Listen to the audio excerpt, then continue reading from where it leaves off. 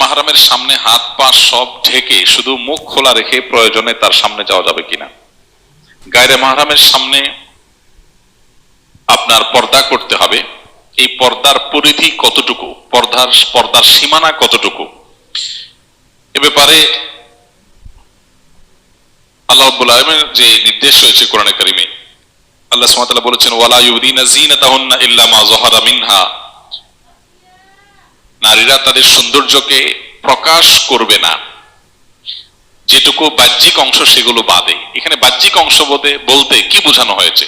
অনেক মুফাসসিরগণ বলেছেন যে পর্দার জন্য যে পোশাক তিনি পরেন এই পোশাকেরও বাইরের যে অংশ সেটা কথা এখানে বলা হচ্ছে, যে এর বাইরে থেকে যদি কেউ দৃষ্টিপাত করে, তার সেই পর্দার পোশাকের উপরে কেউ দৃষ্টিপাত করে তো সেটা অসুবিধা নেই, সেটা তো প্রকাশ করবেই, কারণ সেটা তো ঢাকা অসম্ভব। যেটা দিয়ে পর্দা করবে সে অংশটা তো উন্মোচিত থাকবেই, বাইরে থাকবেই। এখানে সেটা বলা হয়েছে, ওইটা বাদে বাকি পুরো নারী তার সমস্ত সৌন্দর্যকে আবৃত করবেন।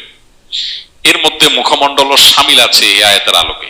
অনেক উলামা ইকরাম বা কোন কোন উলামা ইকরাম এর সাথে ভিন্ন মত পোষণ করেন যে মুখমণ্ডল খোলা জায়েজ, কিন্তু অধিকতর নিরাপদ এবং অধিকতর অগ্রগণ্য এবং সংখ্যাগরিষ্ঠ আলেমদের মত হলো যে মুখমণ্ডলও পর্দার অন্তর্ভুক্ত হবে, কারণ মানুষের সৌন্দর্যের রাজধানী হলো তার মুখমণ্ডল।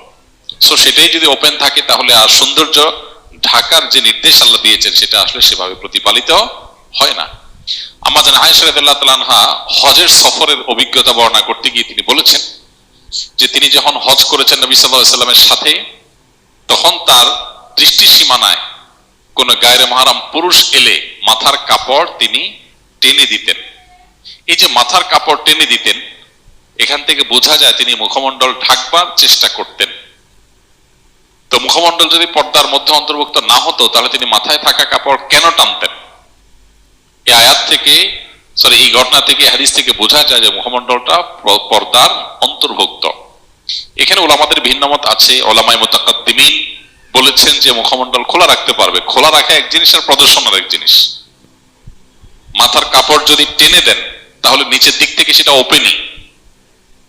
আর আজকাল যেটা আছে যে এমন ভাবে হিজাব করা হয় যে যেন মুখমণ্ডলটাকে আলাদা করে উপস্থাপন করা হয়, প্রেজেন্ট করা হয়, এমন ভাবে টাইট করে মাথার উপরে কাপড় বাঁধা হয়। তো মুতাকাদ্দিমিন বলেছেন খোলা রাখা জায়েজ।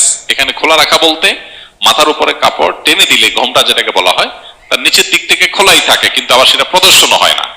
মুতাকাদ্দিমিন সেটাকে প্রদর্শন করতে বলেন নাই, খোলা রাখার অনুমোদন দিয়েছেন।